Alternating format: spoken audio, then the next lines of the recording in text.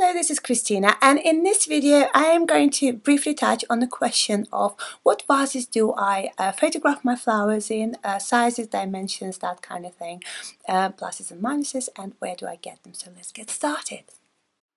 So the opening here is small enough for a key flower to sit there comfortably, but also large and heavy enough for a bunch of flowers. Perfectly versatile vase. Although I had this vase for ages and got plenty of mileage out of it, there are two big problems with it. It doesn't hide untidy stems and it's way too big, so generally you only get part of it in a picture. Now this one is great if you only have time for a teeny weeny flower and want to make a big job and a show of it, or for something that's made out of deco and so is very, very light.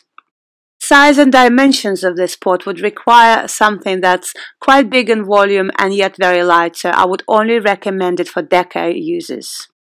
And finally, here we have ideal proportions for medium size bunch of flowers. Don't try it with one flower, it simply won't work, but for medium arrangement is fantastic in my opinion.